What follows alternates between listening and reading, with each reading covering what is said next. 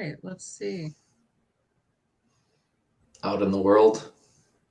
Out in this world, yeah, for sure. Okay, so looks like we're just gonna go ahead and get started. So we're live right now, broadcasting from Wholesale Hotline, episode number 72, apparently. And I have here with me Preston from North Dakota. And we are here to talk about all great things real estate, I suppose. So go ahead and we'll get started with a little bit about me. My name's Janelle Anderson. I am in Arizona right now from Montana originally. Just kind of here for Brent, Jamil, and Pace's Wholesale Hotline pre-show. Want to get started with this, and it's kind of beautiful out here. It rained yesterday, which was nice. Had a great 4th of July. It was my daughter's 20th birthday, so that was fun. Nice. Did you do anything special? You know, I've been grinding pretty hard in the wholesale business. So honestly, we grilled, ate food, watched a TV show, and just bummed around, and it was beautiful. Yeah, we really did not do much, which was good. I honestly even fell asleep before the fireworks. How lame is that? Oh my gosh, really? Yeah. That's crazy. Did you guys have fireworks down there? Yeah, so I drove over to a place called Fountain Hills. Okay. If you look it up, they have like the tallest water stream or whatever. My daughter and I were looking at it like, dang, we want to take some photos. It's so beautiful. But sure, there was thousands of people there. I mean, like it was covered, and I actually recorded the whole thing. It was about 23 minutes long. Nice. And the finale was amazing, I have to say. Cool. I used to put on my own shows on the water. What? Yeah, I did. I used to go get freaking U-Hauls and buy the plywood and go to the Indian reservations and then just light them all up. Wow. Okay. Yeah, so this was a change of pace, but it was fun. So yeah, sure. Definitely. So tell us a little bit about you and what you do. Yeah, so I think I heard Matt Beard say one time, he said, I do real estate things. And so I feel like that's probably the best description. But no, I'm a wholesaler, a flipper, and a landlord. And so I'm in North Dakota, Minnesota, South Dakota. Those are my primary markets. And so I started doing real estate back in 2013. But I wasn't doing it. I just did it kind of the DIY way. You know, we bought a house off the MLS. House did not need to be fixed up. And my story is I was just a farm kid, and I figured, oh, this is just hard work. And I was tearing out a kitchen, building kitchen cabinets, doing the electrical. And it was about a year of nights and weekends. I didn't make any money. We broke even. And was like, wow, that sucked. And I learned, it was justification to buy tools is all that it really was. And so then we ended up buying a house literally across the street. And that house, I still own to this day. It's in my portfolio. It makes me like $700-800 a month. The mortgage payment was $400 a month. And I still did a significant amount of work on that house myself. And that was on a TV show. And that was kind of an episode. I'm not cool like Pace and get a whole like series, but it was just one episode. But that was kind of my start. And now I've been full-time for about 2.5 years. And so just playing a lot different games. And no, I'm not building cabinets myself anymore. I'm trying to do the highest and most value income things of talking to sellers and building a business and scaling and kind of all the things that these guys talk about that try to implement and they work. It's just a different way and a different model of doing it though. So yeah. That's awesome. That's awesome. So how long do you think that how long has it been since you've had a VA? So gosh, what is it? It's been, I think, a little over a month, maybe a month and a half. I should have looked before I jumped on here, but I've had May for probably a month and a half. Oh, that's awesome. Okay. And is she the only one that you have right now? She is, yeah. So I have May, and then Fido is our CSM. So I have May as the cold caller, but Fido is the CSM. the CSM is kind of what sealed the deal for me specifically. So yeah, I have those two. That's awesome. Okay. So how was it before you got your VA? So be more specific. How was what before? So when did you know that you were going to need a VA? So just spent a lot, so leads, right? So where do leads come from? And I was a direct mail guy. I still am a direct mail guy. And that works well in my market. There's just not a lot out here for doing that. And so, but I wanted some consistency and some other tasks to be built into it. And so, I was just on the phone with the seller and doing pre-qualify, and just started thinking through like, man, if I could just be talking to qualified sellers all day, that's where I need to spend my time. And this whole pre-qualify task, I need to move on from and graduate myself from. So I think it was just kind of the writing on the wall of all the labor that was involved in pre-qualifying a seller that was like, this is ridiculous. Yeah.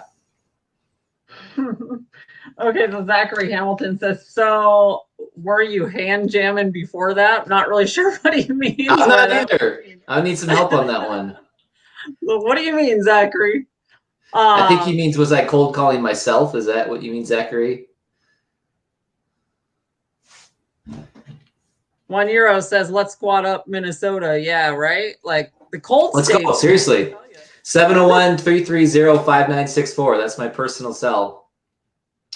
I'd love to team up with anybody. Someone just brought me a deal from Aberdeen, South Dakota. We're closing on in a couple of weeks. So I'll buy anything up here if it makes sense. Yeah, for sure. That's awesome. So what is the reason that got you into real estate? What drove you to real estate, or have you always been in it? So we bought that first house. It was just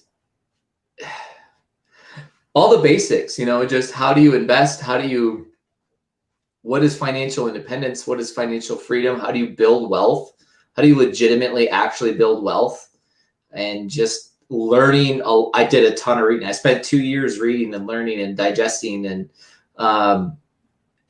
just trying to learn how to make more money, how to build wealth, how to build passive income. And so, all of those questions just kept pointing to real estate. And one of the reasons I kept coming back to real estate was there was just so much sweat equity that you could put into it in terms of something more than a stock market or, and I'm not like a master's degree, high IQ guy. So, and I actually read a stock picking book one time and no, just a hard no. Yeah. No kidding. I think everything takes quite a bit of work, but man, real estate just seems like a no-brainer, really, because like I used to flip houses for 7 years up in Washington State. No kidding. And so I did all that hard work, man. I was coming in, tearing the houses apart, like to the bone, and I was just like, man, I'm like killing myself here, doing all this work, hiring my family. It was a pain in the, and what? No life, right? And no life besides. That's all you do. Yeah. 24/7, man. And I lived in hotels, even city to city. I was like, I'm not even home. This is a book deal right here. This is a book I would be interested in reading right here. Yeah. I mean, I had, I hired a nanny to take care of my kids. So I think at that point in time, it's kind of like, after this, it's like, man, if I just would have known about a VA back then, to do some of the calling, to find, to get the leads for me, for me not to have to go do all that legwork. Absolutely. I mean, the driving for dollars is awesome, but hey, now that you can virtually drive for dollars. So we don't even need to do that anymore. So I think that that's the biggest thing. We have a question from Marcy Main, and it looks like, how long did it take you to get your first deal with cold calling? So Marcy, are you talking about when I was doing the calling or when the VA was doing the calling? So we bought that first investment house, right? We bought the one, right? And then for me, it was just in my backyard doing direct mail and stuff like that. So that was my deal flow. But the VA is kind of the only first true real cold calling. But kind of a cool story with the VA. She started a month and a half ago. 3 weeks into her calling, well, I just collected a $7,000 assignment fee check from a lead my VA brought in, and that was when it was like, whoa. Wow. I mean, I walked. It was here in my local market, and it was a deal I walked into, and it was kind of teed up just well for me. There were 2 other wholesalers that lowballed him, that I think undervalued what the house was, and it was exact. Now that I'm sitting here talking about it, it was exactly what I was looking for. It was like I just walked into a house. The guy was pre-qualified, ready to go, and we closed the deal. And so, and now it's like, wow. So that's volume, that's scale. And so if I could do that, even if I just did that once a week, you know, I don't want to build a huge team. To be honest, I think I want 3 to 5 team members. Anyway, he's when I was calling myself. That's what she was asking? It looks like, right? Yeah. And I said the name wrong. So Mr. C Maynell, sorry about that. Oh, that's funny. Well, he needs a period. It's a mutual mistake. You know, I just went, I'm super old school. I just went and started knocking on doors. I just went and started driving around and looking at houses. And, you know, this is before I knew all the tools that we had. So I didn't pull a list. And you know, after that first house, I just literally started driving around, walking around, knocking on doors. And I actually got a fair amount of leads and deals that way. So that's awesome. Nisha says, I tried, but to be honest, not everyone is of that squat up mentality. Nope, not everybody is. Some people like to just run it by themselves or do whatever by themselves. But at the same time, I think squatting up is the best thing to do. I mean, you can get more eyes on every direction. You can open up more cities that way. You can do a lot more by doing that. So it's an awesome way to get started for sure. Let's see. Looking up. Is it possible to get a purchasing agreement signed on an REO property? Is it possible to get a purchasing agreement signed on an REO property? I would think so. There's details in that I don't really know. Yeah. I know I don't do REO. I've done a short sale, but I don't do REO. So, I mean, I would imagine that they have purchase agreements, but I know there's a pretty strict process for how they want that to go. Yeah, no kidding. So, hey, Tim and Ralph, how you doing? You guys are like from Asheville and Philly. Awesome. Nice. Asheville, beautiful area. Beautiful area. So how's your experience been with May so far? Anything that stands out? It's been unreal. I was super reluctant. You know, I'm in North Dakota, Minnesota, South Dakota. So, I mean, I was super reluctant about the language barrier. I was, I mean, it just blows my mind. They have to wake up at, I don't know, at 2. I can't, and it just blows my mind. And, you know, their persistence, their consistency, their gratitude for the job. You know, I have 2 other employees, and I hired one guy, and a week in, he's already wanting to negotiate for a different, you know what I mean? Like a different structure. And I'm just like, bro, really? Wow. And I love, I mean, and honestly, one of the reasons I got a VA was to keep me going, to keep some camaraderie in my business, because it's a grind. And to be able to come and tell her that, you know, we got a deal, and to see how excited she was, and like make it a team thing, that was a big deal for me. And that was just a real cool moment as a leader to be able to do that and be a part of that. That's awesome. Kelly says, Preston, how often do you coach up your VAs? Coach up? Like coach? So yeah, so I guess that would be, how often do you have to, since you have the one VA right now, so how often do you communicate with her and have to give any direction? We have so for me, Slack, I am constantly in Slack with her. And the answer is honestly not enough. I try to make it a point once or twice a week to to go in with her. But to be honest, Start Virtual has been so helpful and amazing at, like, she took an hour of time, which I paid for her to learn how to comp properties. And she took an hour of time. Like, the Start Virtual is almost the problem. They're making it too easy in the sense of, in a good way. Like, it's so ready to go. She understands real estate. She understands cold calling. She understands comping. She understands 4 pillars. And so a lot of what I'm doing when I come in at this point is just keeping her motivated, letting her know that she's doing a great job. I don't know. I feel really fortunate. I mean, she keeps hitting her numbers. She keeps calling. And I'm probably just coming off with a high of her making me $7,000 on a check too. But, but I try to jump in once or twice a week. I think the next step for her to grow into a lead manager, honestly, is just a lot of confidence. She's still a little timid. So just building up her confidence in the sales process and what she's doing.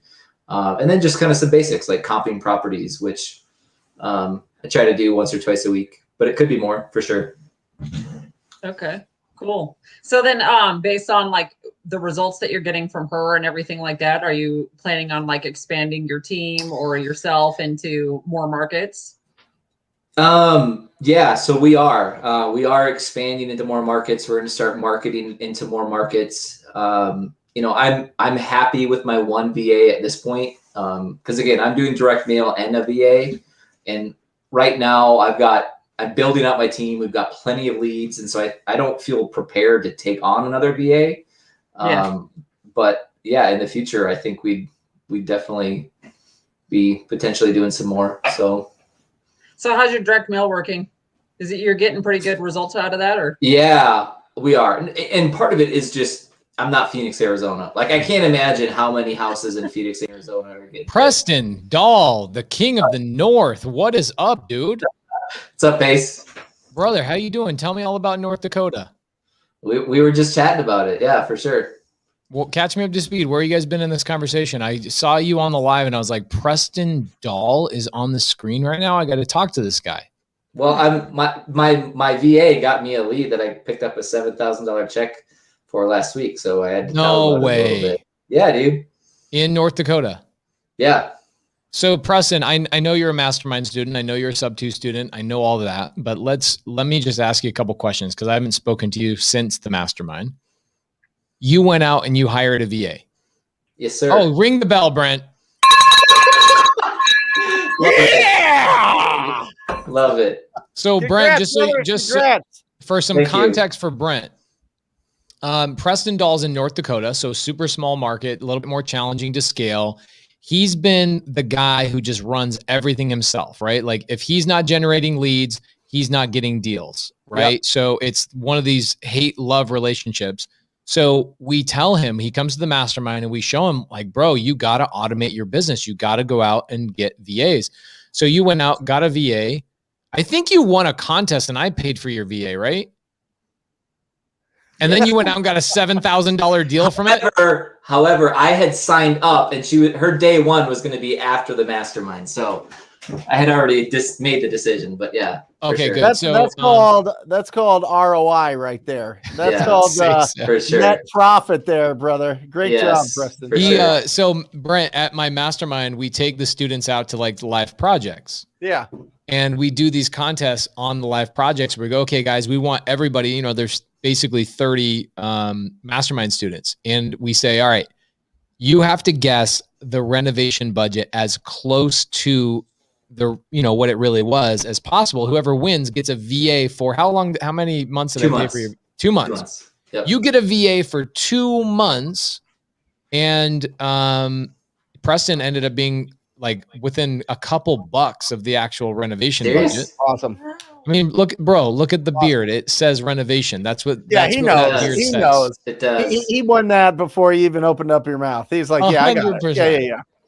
So he wins the contest. We give him a VA. He goes back home, gets a lead that makes you $7,000 within like 30 days. That was like a month ago.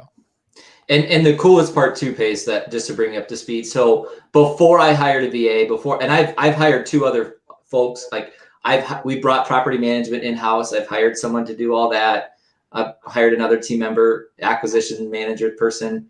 But I was just telling Janelle, like 4 or 5 months ago, I was thinking if I could just talk to qualified sellers all day, that was my goal. Because pre-qualify, not just the labor, but the emotional toll and the emotional, like seriously, to just finally talk to someone who was maybe a deal. And so I'm like, if I can just walk in and talk to qualified sellers all day, that would be amazing.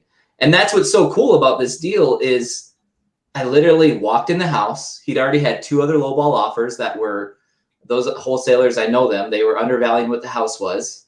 And the guy was ready. I literally just showed up at the appointment, closed it. And it was like, this is exactly what I was talking, like what I wanted. Like, I just wanted, and we're still working there, but it was like, it was this is awesome.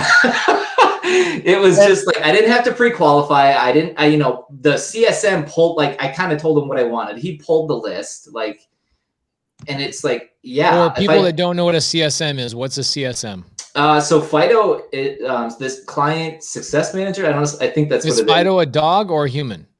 Fido is a human. He's awesome. So I have a VA and then I have a manager that manages that VA. And I mean, just helping her keep accountable and he'll help with all the integration, all of the tools. And we have honest conversations about how I think the VA is doing. And quite honestly, the CSM Fido was what sealed the deal for me with the VA and Start Virtual. Because knowing what kind of leader I am, I'm very much like a, here you go, figure it out type of leader, and not like hold your hand, micromanage. And so having that CSM was vital for me. So yeah. Brent Daniels has a Start Virtual VA. Brent, I don't know if you know this, we changed the name from VA Hub to Start Virtual. Right. And because copyright issues and whatnot. Yep. So Start Virtual changes its name. Brent has a texter from Start Virtual. Yep. And I think like within his first week of getting a texter, he got like a $40,000 deal from a text lead. Yeah, it's been bananas. It really has. And that's, Preston, I mean, that's the best feeling. First, the best feeling is, oh my gosh, I'm only dealing with qualified leads. Then the next one is, oh my gosh, I just hired people that are way better at sales and communication and like following up than I am. And then you just, I don't know, whatever you want to do. You put bananas on your wall, you get a flamethrower, you just live the life. You know what I mean? But that is building the business. And I love that you went through it to experience what you don't want to experience. You know what I mean? Like you went through and you were making the calls and talking to people. And then you get to the point where you get somebody to do that for you. You value that more, I think, as if you didn't have that. So yeah. And I was in ad sales before I did my own thing, what I'm doing now. And so part of it's like, yep, so we're just going to do the grind. We're going to go out and do it. And so it took a little bit to come out of that mindset of, no, that's a skill that you can hire out. Yeah. I mean, that was a lot of what we focused on with you. We're good. Yeah. It just gets goofy sometimes. All right. Awesome. Super interesting with you, Preston, because that was one of the main things we talked about at the mastermind with you is like, you need to extract yourself from your business. Like you are involved in every little aspect. Like a lead is not being generated unless Preston is home, right? Even, one of the points I like making to the mastermind students, and I actually got this from one of Brent's masterminds that I went to out in San Diego, is that he was running this like a couple of years ago. Jamil and I went out there, and one of the questions that he asked, he's like, hey, you guys are here, but are your businesses running if you're not there? And it was like, nobody in the room raised their hand, right? Nobody in the room raised their hand because they were there obviously to learn, but you've got to automate that to the point where you literally, I know Brent's joking, but you literally have the time to then go put bananas on your wall. And I'm sure or whatever, build up your portfolio. We'll figure out what my bananas on the wall are. Yeah. Well, I know what your bananas on the wall are. It could be something like starting your own podcast for people in small markets or doing something else. Like seriously thought about that. Bro, but you didn't have the time and the energy to do it before. And now I have so many ideas coming right now that, but you have the time to do it now. Yeah. Right. And, here's the thing is you're going to probably get 1 or 2 more deals a month from this avenue. Then you'll probably hire a second VA. Then you'll get to a point where you're standing there in your own house saying, what the heck do I do with all my extra time? And then you've got to fill it up with, as Brent says, you got to get loud. You got to start going out and building, got to network. You got to go to more masterminds. You got to get, up to the next level. And your business, meanwhile, is running without you being there. I'm freaking pumped for you, dude. Yeah, and I think it's our responsibility to do it. Once you get to a point where you are successful, once you're at a point where you become a magnet for people to really succeed as well. And I think it's our responsibility to stand on top of buildings and mountains and whatever else and get as loud as possible, because we're not going to run out of opportunities as real estate investors. We're just not. And if you have that mindset, it's going to be real difficult. So if you have the mindset that understands that the more that you put out there, the more that you get, I mean, it snowballs. It just turns into, it goes incredibly fast. You can watch the trajectory that both Pace, Jamil, and myself have been on the last 5 years, and it's been just crazy. So but it starts with that. It starts with being able to replace your time and your energy, like Pace was saying, with other really incredibly talented people. So for sure. Yeah, and living your higher purpose. Like Preston, your higher purpose, I know you. You're super smart, eloquent, charming dude. Like, do you think you should be sitting there qualifying leads all day long? Oh my gosh, no. You have a way higher purpose. It doesn't mean it wasn't a good idea to do it in the first place, but you got to move on and scale your business. So if you guys, so everybody on the screen, everybody paying attention, we've got nearly 200 people watching the warm-up show. This is just the warm-up show of Wholesale Hotline. Janelle in the upper left-hand corner of your screen, she works for a company called startvirtual.com. And if you guys are looking to hire VAs that have a CSM or a customer success manager like Preston is talking about, go to startvirtual.com/WH for Wholesale Hotline and schedule a discovery call. Preston, when you called Start Virtual, who was the first person you spoke to in your discovery call, and what was the conversation about? You don't need to remember their name. What was the conversation about? We talked about,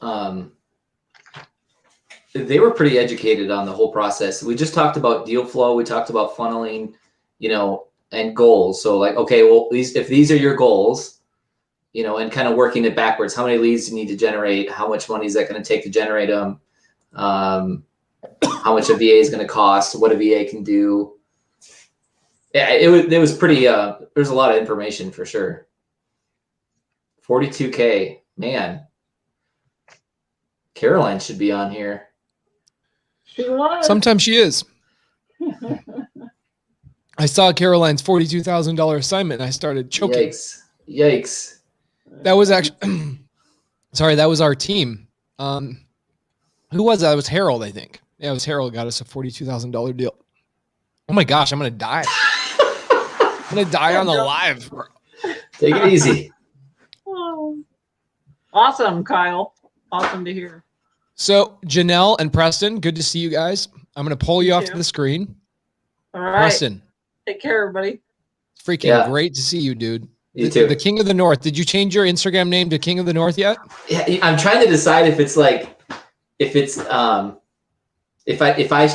I dub it, if I start calling it, if it's at that point now where I start calling myself. It will be. We just need to get you on Wholesale Hotline a couple more times. Yeah, it's not quite there. I'm letting it organically build. How can people get a hold of you? I know you're not a big Instagrammer, but you do have an Instagram. I do have Dollhouse Prop. It's on Facebook as well. So DAHL House Prop. Yep. Dollhouse Prop.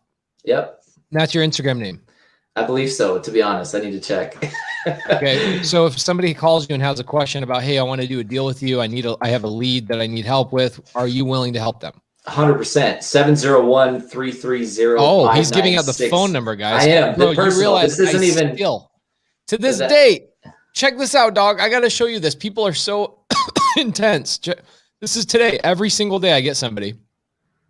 I don't know if you know what you just did. Well, I didn't finish, so maybe you saved me. If you didn't finish, this is like never ending. Hold on a second. The best way to communicate with me is on Facebook at Dollhouse Prop. Don't text him. Don't call him. You don't know what you're doing to yourself, dude. Let's just make sure you got full clarity. Check this out. Every single day I get one of these text messages. Hey, I was watching a YouTube live video. every day. And have you ever got a deal from it? I get deals from it, but I as you know, because you're one of my students, I spend a lot more of my time sending these types of leads to existing students, where I'll go, hey, my students can help you. But it is literally every day from a podcast I did 2 years ago. So I've gotten easily 700, 800 text messages over the years. Yeah. That's awesome. How can I find the best cash buyers in Minnesota, King of the North? You reach out to me and I show you. That's how. Yeah. Reach out to the King of the North. You want to put your phone number on here? You might have to change your phone number. I don't know. How popular is this wholesale hotline thing? It's popular. We get thousands of downloads a week. We'll stick with Dollhouse Prop on Facebook. Okay. His name on Instagram is @Dollhouse. Be brave. Do it, Preston. Here we go. All right. Be Seriously. brave. So I have a requirement though. If people are going to reach out to me, that I will give you homework. And if you do the homework and you come back, then I will spend more time with you. That's typically how anyway, 701-330-5964. That's what it is. 5964. Yep. 701-330-5964. Yes, sir. On the screen right now, guys. And if you're listening on iTunes or Spotify, we're going to say it one more time. 701. Text him right now. We've got 250 people watching live. 701. This only lasts for ever. Unless I change it. But then I've had that number for like 10 years. So whoever gets your new phone number is going to get a lot of deals, dog. So don't change your phone number. That's Just here's what you do. You hire a VA acquisitions manager. I'll give it to my acquisitions manager. There you go. Preston Dahl, Janelle, good to see you. We're going to pull you off the screen, go on a 20-second pause, and we're going to start Wholesale Hotline with Brent Daniels opening it up for us. And we'll see you guys in just a second. I'm already getting texts. Oh, perfect. Perfect. Later, bro. That's what we do. Yeah. All right, guys, we're going to go on a 20-second break. We'll be right back.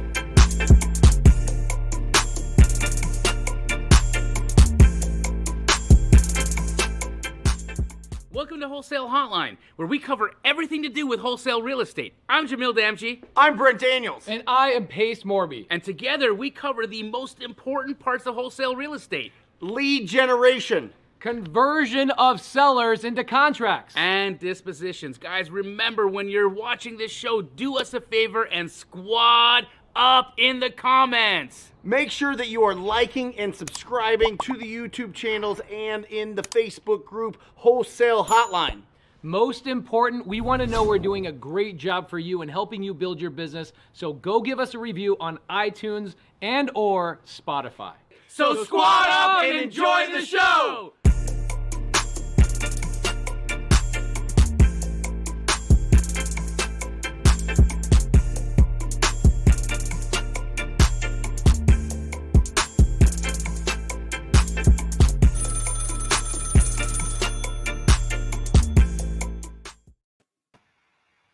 Hey, welcome to Wholesale Hotline number 72. 72, William Refrigerator Perry's number. There you go, number 72 for the Chicago Bears. There you go. This is exciting. The day after 4th of July, everybody has been on here and has been commenting like crazy in the pre-show, and we have got an absolute banger for you guys today. We're talking about how to get 10 to 15 deals a month with no marketing. Jamil, you better crack this thing open, brother. Better crack this thing open. I mean, how do we do this? That's crazy. It's incredible. It's incredible. Yeah. Happy 4th of July. I hope everybody had a safe and pleasurable long weekend. It sounds like Pace yelled a lot. You okay, bro? I'm good. I just want to know from Curtis Harvey, what time is it, bro? Hey, it's always the right time in some markets, right? That's right, baby. That's right. It's money making time. I know you from Jamil's squad. I've seen. I think you've been on To the Moon podcast, haven't you?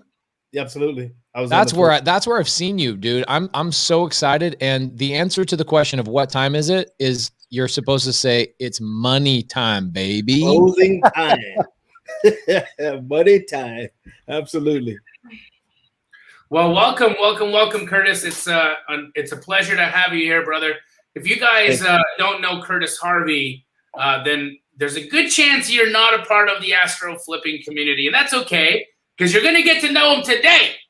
Curtis Harvey is an incredible gentleman. One of my first students, actually, when I first took over the Astroflipping brand, my first student was this gentleman right here, Mr. Curtis Harvey. And he's been with me for over a year and took every bit of information, knowledge, experience, and has created for himself an incredible wholesale business, all while making 0 cold calls and spending $0 on marketing. How the heck does that happen, Curtis?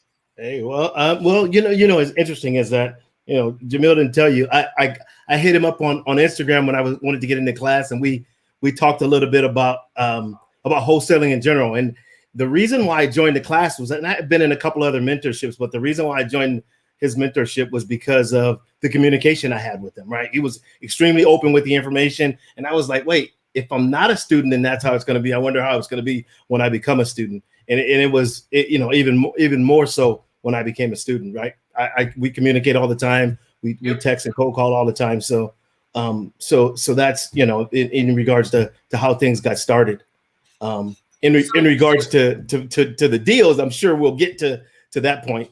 We'll get there, Curtis. But I want everybody to know a little bit about yourself because you're an interesting man.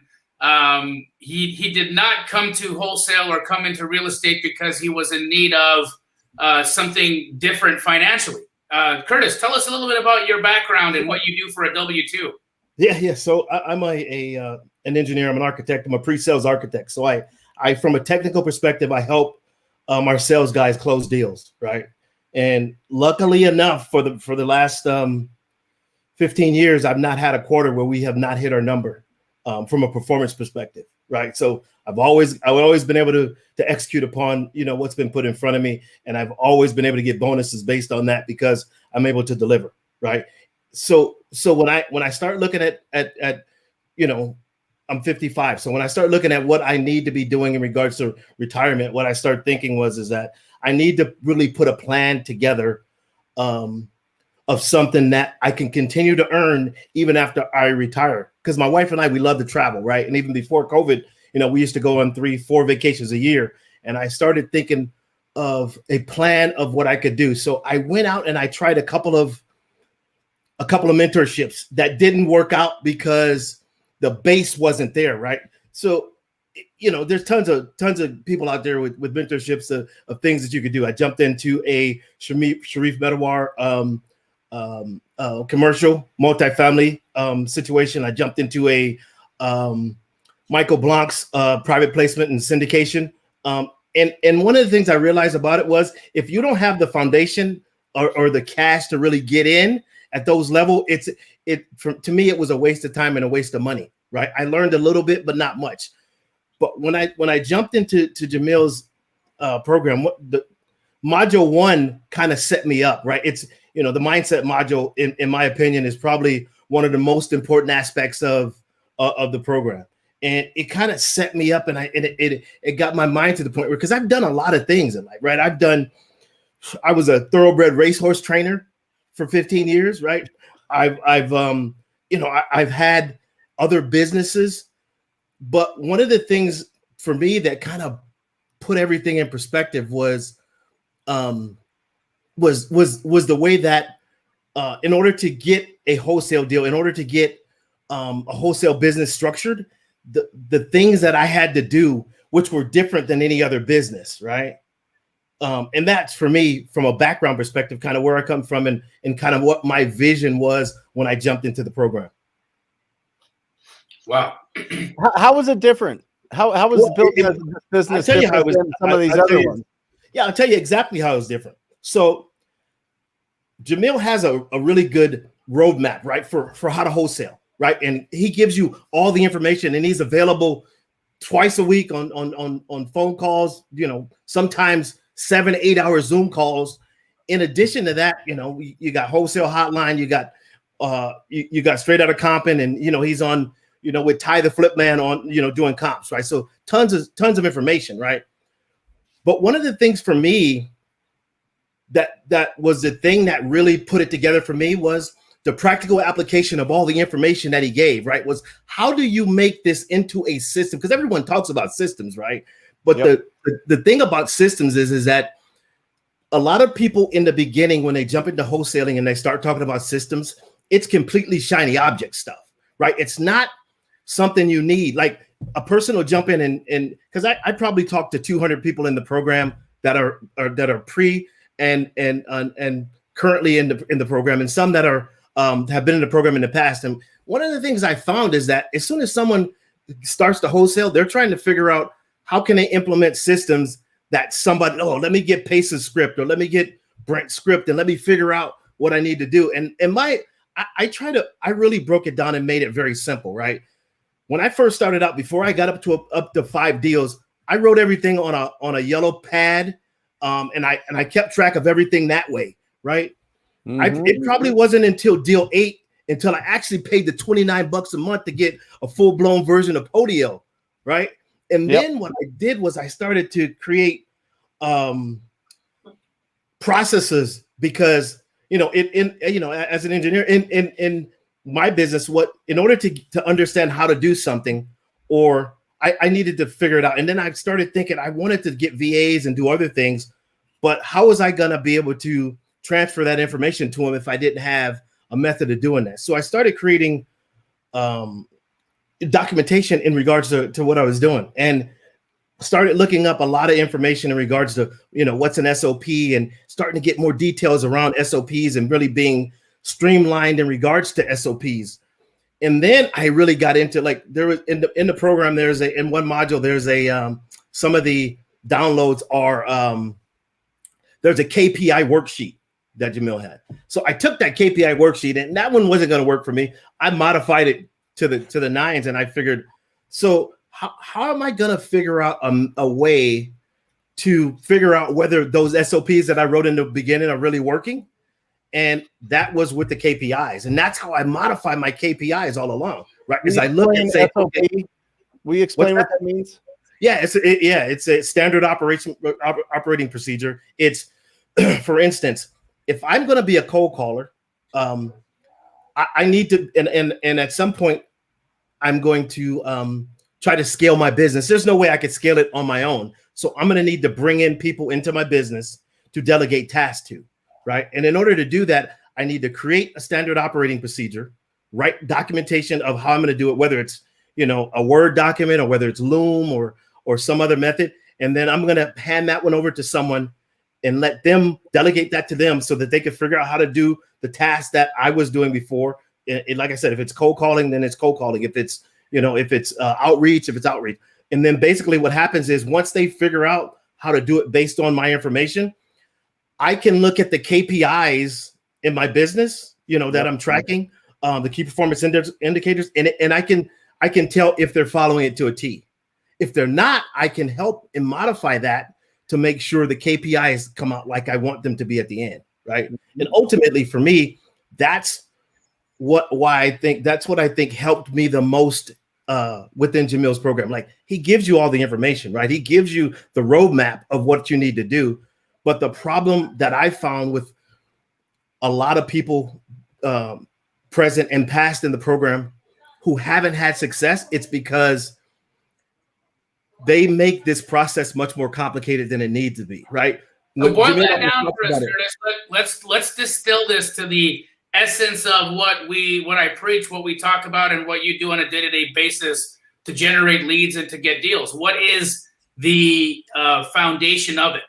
Tell us a little bit about what kind of lead generation you're doing and how that's all working. So what I did, I started out in, obviously everyone talks about it being a really complicated market, but I started out in Southern California, right? I live in Southern California. I started in Southern California. My first deal was in San Bernardino, right? And from a lead perspective, I have about 55 strategic partners that I utilize in the Southern California market, right? And I've included Northern California in that as well, like, guys like Jonah and just tons of other people. And when you say strategic partner, Curtis, are you talking wholesalers, agents, or both, or what does that mean? Absolutely. So there is, most of them are wholesalers. Most of them are acquisition wholesalers. A big portion of them are direct to seller acquisition wholesalers. There's some of them that are agents that bring me off market, either off market, either on agent on market deals or agent off market deals, right? They're kind of stuffed into that. And then there's but most of them are squad up situations, people who are in the program and people who are in both Brent and Pace's program who reach out to me, who need help with something, and I help them with whatever that is. And then when they get a deal that we can work on, we work on it, and that's one of the things that's been the most helpful for me is that having a community, like every mentorship doesn't have that, right? But having a mentorship, being in a mentorship with a community of people that not only need help, but people who will bring you deals if you help them and help them understand, is kind of what, for me. And so that's from a lead generation perspective, that's where most of my that's where I would say probably 65 to 70% of my leads come from the community. And then what about the other 35 to 30%, Curtis? Where are they coming from? Well, they come from people who are outside of the community that still need that same help, right? So is it still just the same type of lead? Are you mainly working with wholesalers and real estate agents, would you say? Yeah, absolutely. Absolutely. And you're going to find this as being funny. So I've done 0 on-market direct-to-agent deals, right? Most of my business is, the mix is probably 75% micro flips, and the other 25%, though, are direct-to-seller deals. But I don't do any lead generation on those deals because those direct-to-seller deals come from people in the community that are wholesalers or guys that do, or people that do direct to seller deals, and they don't want to deal with the disposition portion of it.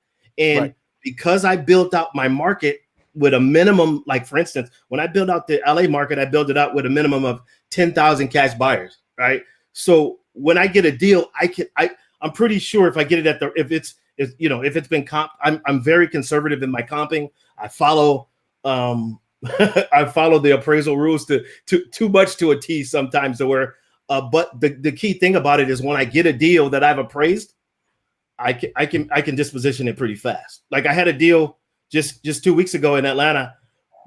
I think the assignment fee on it was like 10 grand. The other Astro student that had the deal direct to seller made 10 grand, and I sold it in 35 minutes.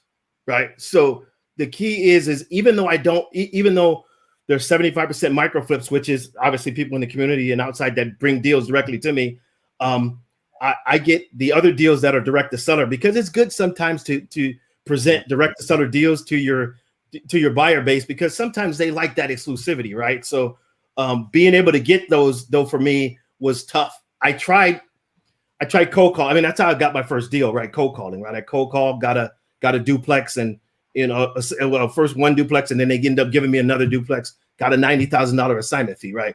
But every deal since then has been either a micro flip or a deal that someone else has direct to seller.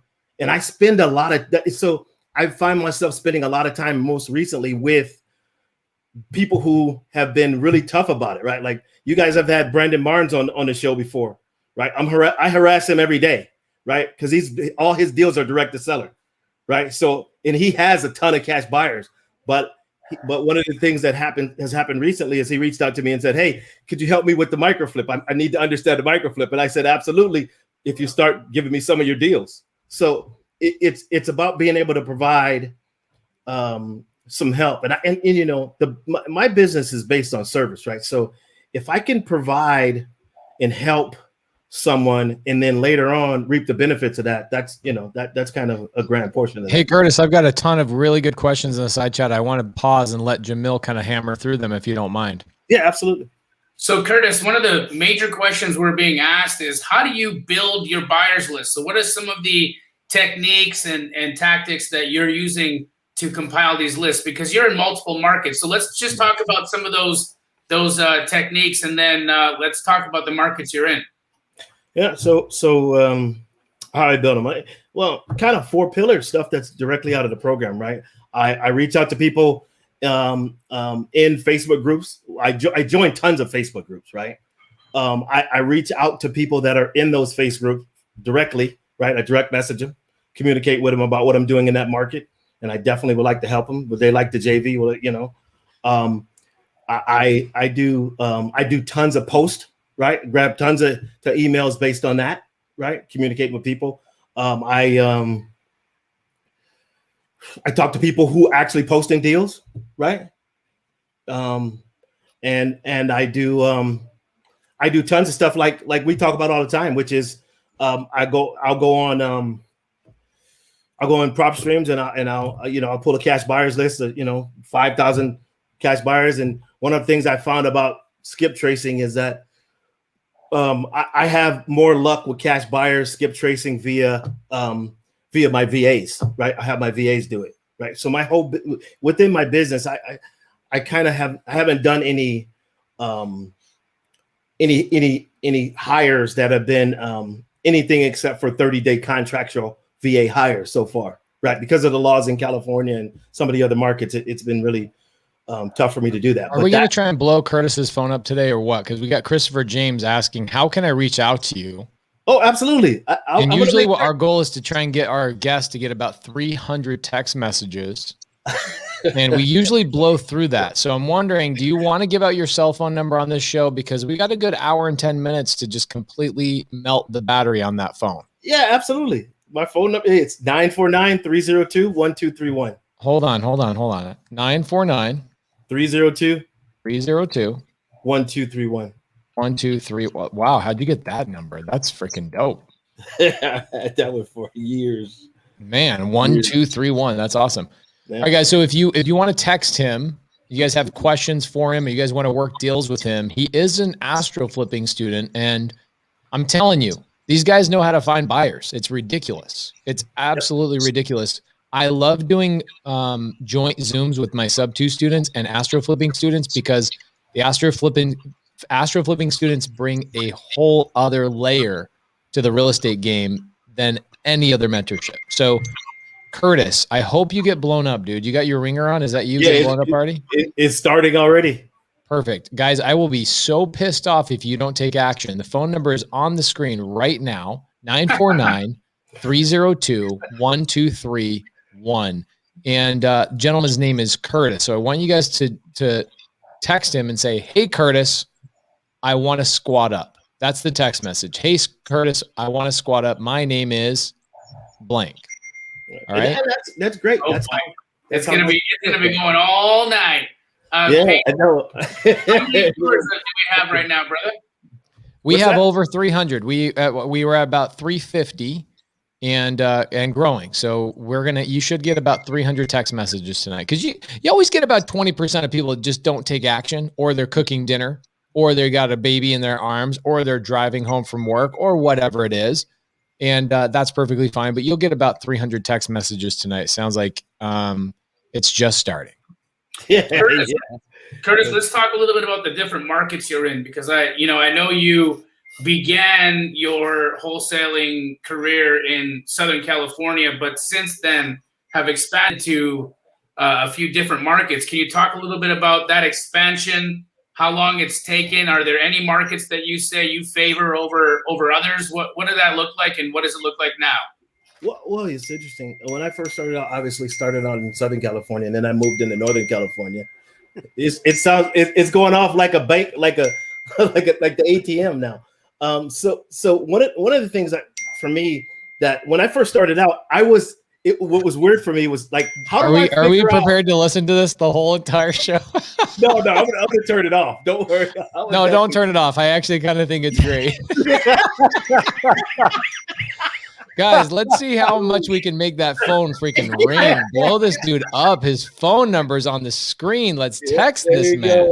949-302-1231. Hey, Curtis, my name is Pace. I want to squad up. That's the text message.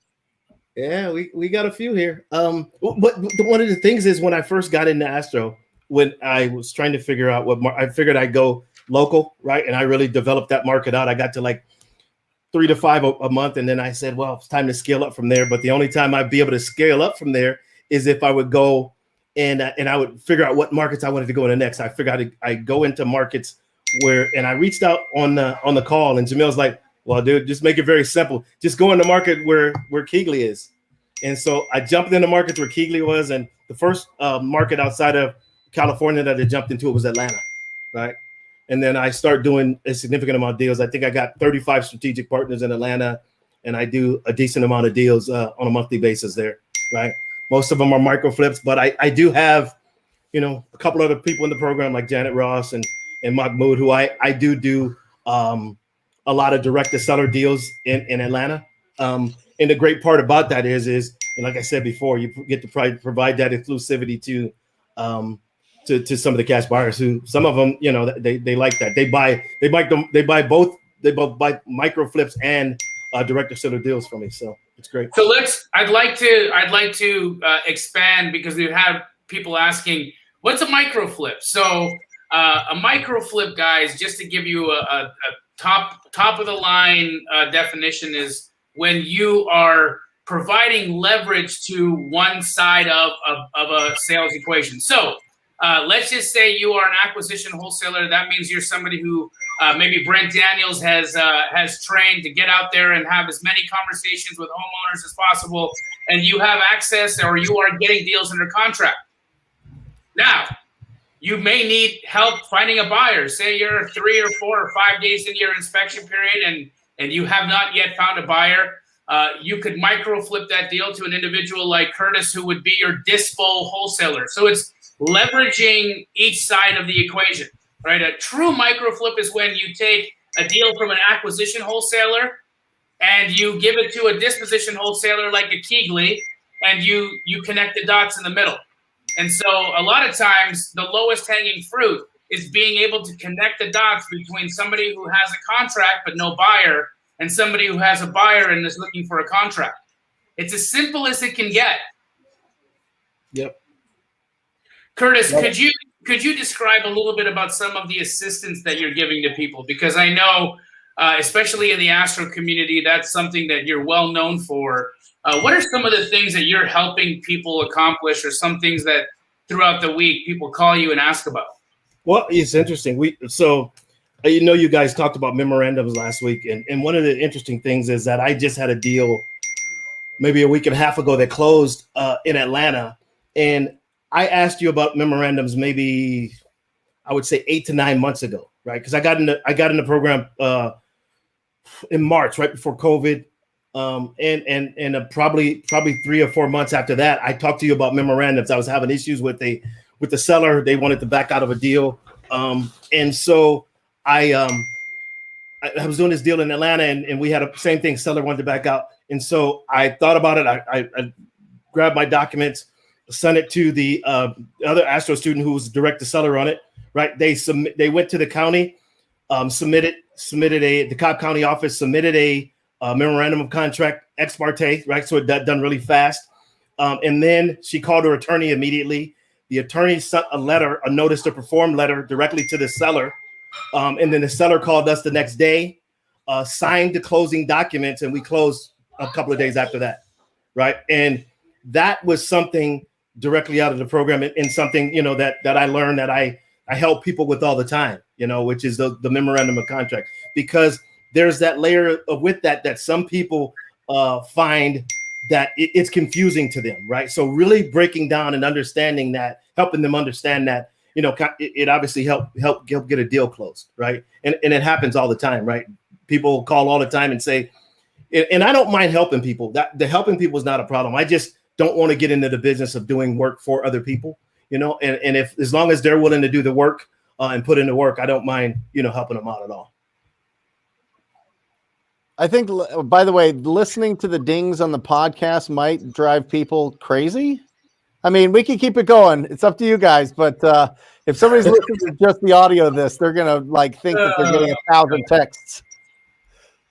Just saying. Anyway, let me ask you, Curtis, I have a few questions that have just kind of bubbled to the surface here. When you talk Curtis, about, why don't we turn the dinger off while Brent is getting ready for those questions? Let's turn that off, guys. We've proven our point. Wholesale Hotline shows up and takes action. Hey, they take action. That's incredible. Yep.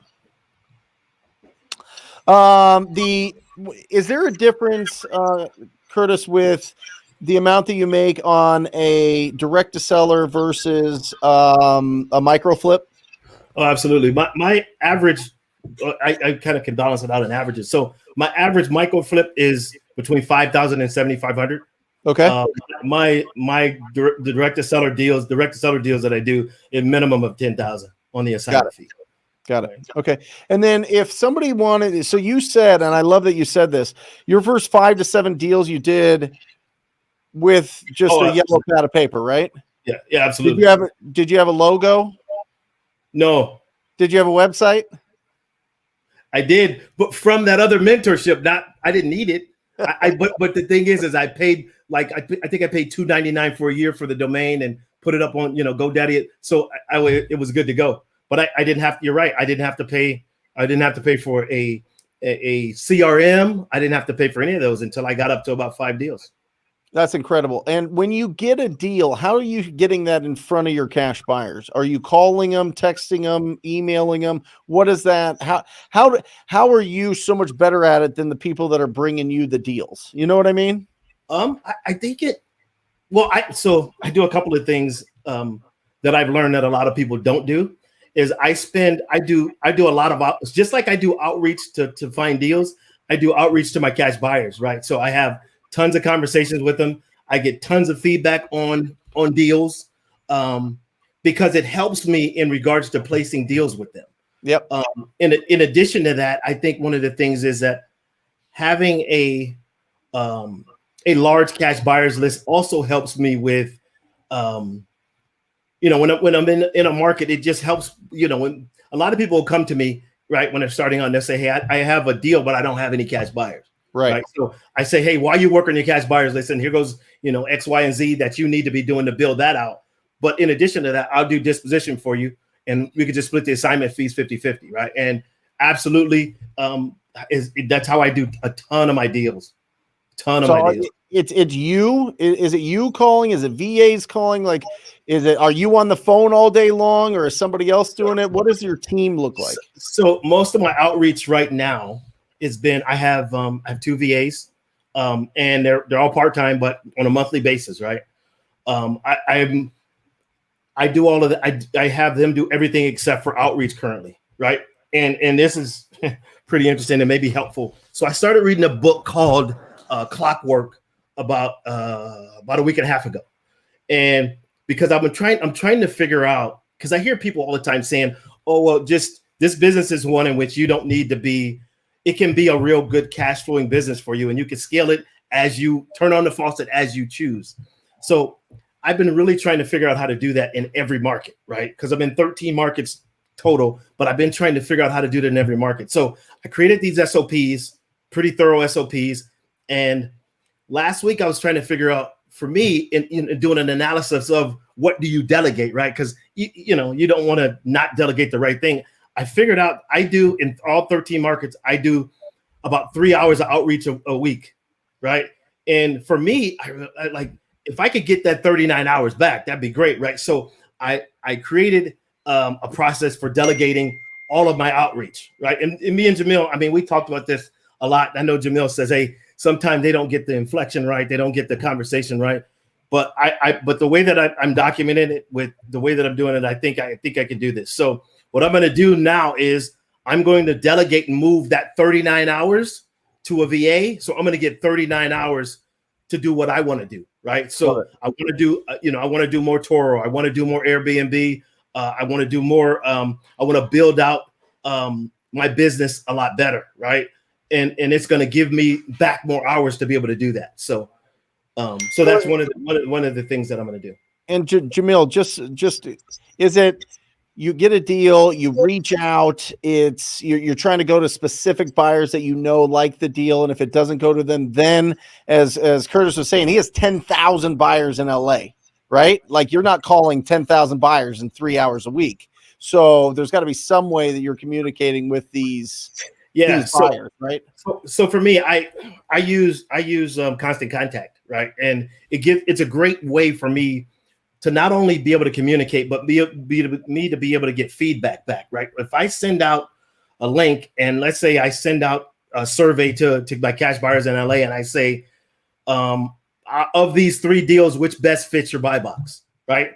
And I can track it back to which people actually clicked on which deal to tell me that information, which gives me a lot of feedback about what the buyers are expecting. Right, I know which ones are 1 to 4 unit multifamily buyers. I know which ones are fire damage buyers. I know which ones are, they don't buy anything over 2 to 3 bedrooms. I know the ones that don't spend over $750, because I've done those surveys and they've clicked. All they have to do is click in the box, and it feeds me back that information, right? So I do all the disposition, so I manage that based on the feedback that I get from the buyers. But mainly, Curtis, what you're saying is your main method of communication is email marketing? Yeah, email. Yeah, I haven't done. Yeah, I haven't done. Brent, is that what you were trying to get to? It's mainly email, and it's the same way that we do it at Keegley, right? So, our sales process, what we train and what we do is the same. We begin by text messaging those handful of strong buyers that are specifically looking for a deal like the one you might be sending out next. Once those text messages are sent, we move to the email blast. And that's usually, within 45 minutes to an hour after our deal text gets generated. So once we have a deal processed and we start marketing, it's about an hour that our VIPs have to evaluate and make a decision before the email goes out to everybody. What I'm trying to demonstrate here is just how much work goes on in the dispo side, because I think that it's often overlooked, because lead generation takes the forefront. It's kind of like without it, and then closing and going on the appointments and being able to get those deals, takes a big chunk of that. But the dispo side, if you've got it down, it's really, really, really powerful, but it takes a lot of work. It takes a lot of work to set that up and get it running effectively. Not a lot of, I'm not talking about years and years and years and years, but building really good relationships and just understanding. I mean, Jamil, as well as I do, there are people in our business that have been in our business for 20 years, 30 years, 15 years, 12 years, that they will not do dispo. They just won't. They will literally bring you guys their deals every single time. They don't want to deal with it. Pace, if you would, thank you, Randy. I appreciate that. I love you back, bro. If you could please highlight Leroy Wolfgram. Are you talking daisy chaining 2 wholesalers on 1 deal? I'd like to talk about that, because I believe that's something that a term has gone around that has stopped people from collaborating and working with each other, because for whatever reason, one educator a decade ago decided that when people help each other, it's a problem. And so let's negatively brand it daisy chaining when there's collaboration between individuals. So first, Leroy, I thank you for asking for clarity on this. What I teach is how to get a legitimate option agreement between yourself and another wholesaler. What is an option agreement? It is transferring equitable interest. Equitable interest is what the foundation of wholesale is based on. And so a daisy chain, Leroy, is when individuals take other people's deals and without permission try and market those deals to find a buyer.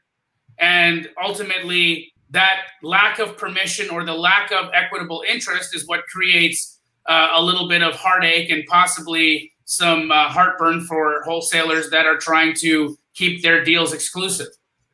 Now, Leroy, what we've noticed happens a lot, and it's something that not only have we built one of the largest wholesale operations in the nation off of, but it's something that has blemished wholesaling in a general sense is non-performance on deals. And there are so many deals that get canceled on a week-to-week basis. Why? Because wholesalers aren't leveraging folks like Curtis Harvey or like others that are in the Astroflipping program, because they feel that working with somebody will make them a daisy chainer. And because that is a negative term, they just cancel on a seller who was sitting outside their house with a packed up U-Haul ready to move because you've made a promise to them that you're no longer fulfilling. So Leroy, what do? We teach individuals how to value their deals more accurately. If you reach out to an individual like Curtis Harvey or anyone else in the Astroflipping mentorship and ask them for an understanding of value, ask them for a buy price, ask them for an ARV, and if you get some wacky number, I didn't do my job. Truth. If one of my students gives you a wacky number, I haven't done my job, which is why I tirelessly, as Curtis said, spend 6 to 8 hours on Zoom calls sometimes. And I do multiple hours a week of free education on how to run comps, because right now we run the risk as an entire business model of more and more regulation, because we are incorrectly evaluating properties and we are canceling on sellers and not performing on our obligations. True. That's the toughest hurdle as you're getting started out, deal or no deal. That's the toughest hurdle. And what Jamil's saying is you've got resources around the country, literally probably every state now, right? That are in Astro, Yes, that are focused on understanding values, understanding what the cash buyers are looking for. So that shouldn't be an excuse. There should never be a deal that you lock up unless there's some unknown reason that you can't get done. There shouldn't be. If you know how to run your numbers and you have somebody backstopping you, then you should be able to close every deal. 1,000%. And that's why TTP students and Astroflipping students have such a beautiful bond. That's why sub 2 mentorship students and Astroflipping students have such great communication and can do deals together. And it's because this entire community of inclusiveness, of cooperation, of helping each other without expectation of benefit. You know how many hours a week Curtis Harvey spends on the phone with people that'll never bring him a deal? Yeah. Happens all the time. They see him on To the Moon. They'll hear about him here on Wholesale Hotline. They see him in Facebook groups chatting and hobnobbing. And they ask for guidance, and he freely gives. Freely. And what I teach and what he is talking about in the first module of our program, which is in complete mindset reset, is how to act and work from a state of abundance. It's the foundation of an abundant life is an abundant mind. And it doesn't matter if you're in wholesale or if you're an engineer or if you just like clocks. You can see how abundant Curtis Harvey's mindset is just by the number of clocks on his wall. Yeah, there you go. But you know something is interesting that that question came up, because I mean I obviously doing deals, I get people that send my deals back to me marked up 20 grand all the time, right? Yes. But one of the things is, because I have either a non-exclusive option or a blanket option. Some guys in some markets who do tons of deals, I'll have a blanket option with them. But one of the benefits to that, and me being as conservative as I am in regards to comping and the amount of information that I require from the deal, I've never had a deal fall out of escrow at all. And realistically, I just completed deal number 200 last week. I didn't even know that, dude. Brent, can you ring the bell 200 times real quick? Yeah, real quick. Hey, this will be for everybody listening to the podcast. 200 bell rings. You ready? No. Do one big one. There you go. There you go. That's how you get is that I think Curtis Harvey I think that Wholesale Hotline rang Curtis Harvey's bell 200 times on this show today. Yeah, easily. Yeah. Absolutely. Absolutely. Wait, Curtis, 200 deals in how long? I started last March. I got my first one in. I think I brought that one to Jamil in April. I think I closed that one in maybe beginning of June last year. That was the deal you made 90 on. Yep, so correct. Interesting, and it was multifamily. You know, here's the thing, Brent, which is an interesting part of this, right? Is we tend to, as a community, stay away from things that are a little bit more difficult, right? Yeah. And something that I think I immediately realized about Curtis was he ran towards more complicated situations because he felt that the more complicated the deal, the less number of people are willing to put time and effort and energy behind it, the more likely he would be to connect the dots and be able to add value and make money.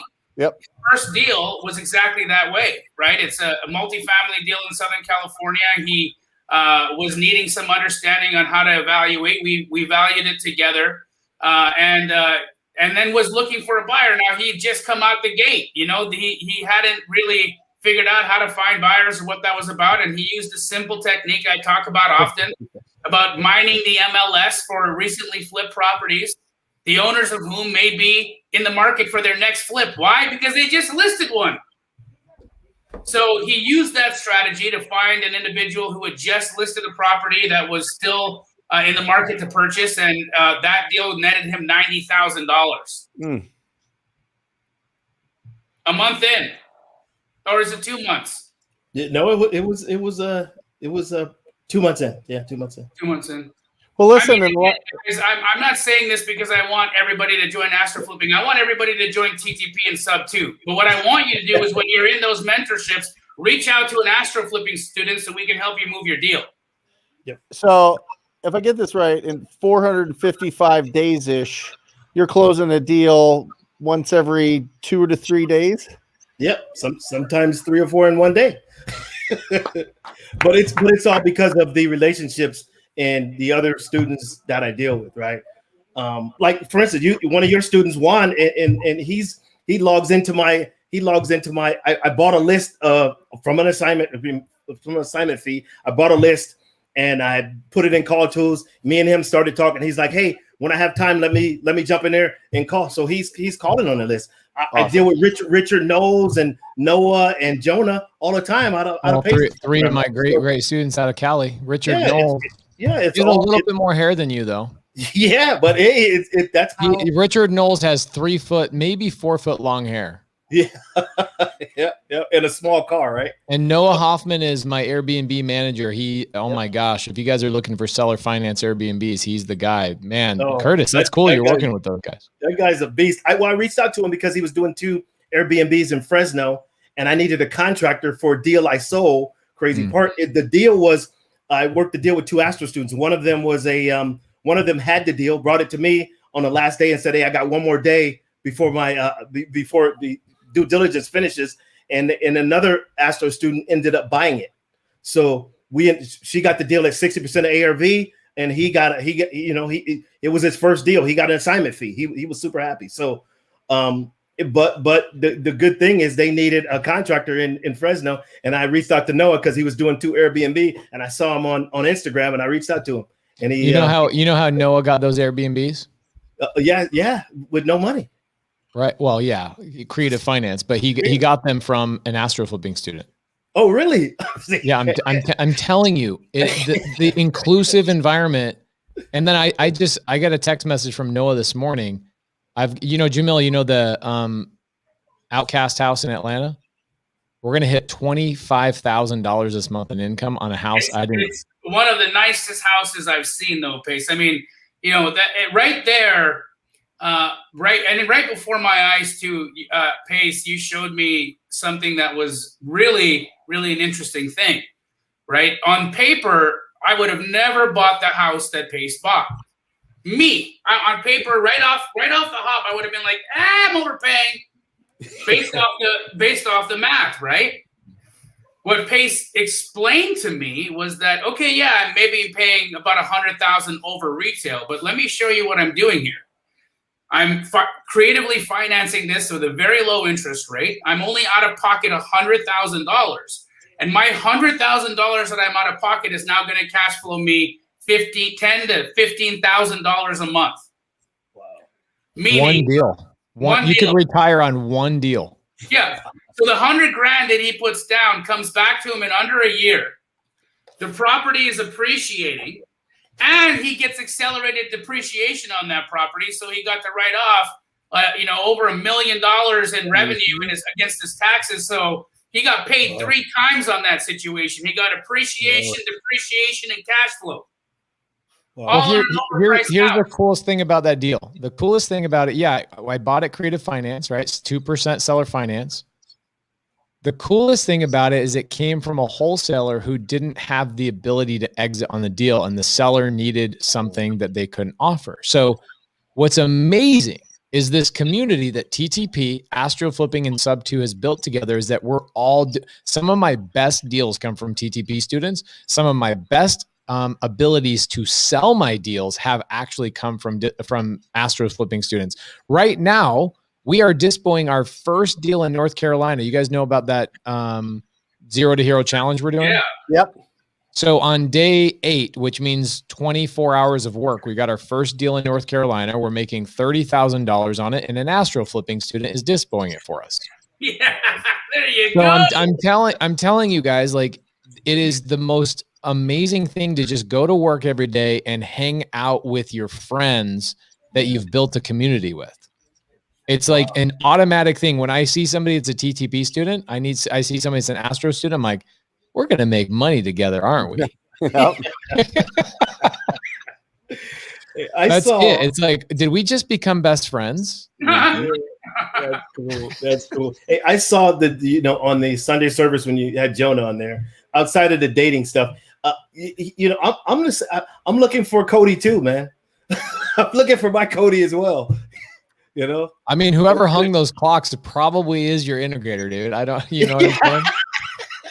Yeah, but she's not interested in wholesaling. Oh, okay, got it. And I've been married to her for 21 years. So Curtis, I want to dive in a little bit about what you've got on the horizon, because Curtis is here's the beautiful thing about our business. You make connections, you build relationships, you teach people, and then what do? They do the exact same thing themselves, and that's how you grow. That's how you evolve, and that's how you blossom and explode. Not only a concept, but a methodology and a way of being, right? And so, Curtis, I've been hearing chirpings and rumors that you might be looking at some point to get into the space of education. Let's talk a little bit about that, and tell us about what media you have on the horizon as well. I've heard some interesting news about a possible podcast. I'd love everybody on the Wholesale Hotline to know about what these things are and how they can further your goals for these things to come to fruition. Yep. So I'm launching a Deal Depot podcast. It's going to be all about ways to become more efficient, ways to get more deals done with more people. And I'm launching that podcast. And I already talked to your assistant about my first guest. So hopefully I can get, Jamil and Natalie on, and then reach out to Brent and Pace as well. Would be an honor. I'm in the process of launching launching some education as well, right? I'm going to launch what's called Acquisitions Academy. I'm going to have a Dispositions Academy, and then I'm going to have a Growth Academy, right? The acquisition obviously covers acquisition, disposition cover dispositions, and then Growth Academy will grow people wanting to really scale their business, right? To teach people how to really document the process and scale appropriately, so you can it can be predictable in the way that you scale and not take all the randomness out of it. In addition to that, I'm growing I own a hard money lender. I'm growing that business out this year. I just hired my first full-time permanent person this morning in regards to that.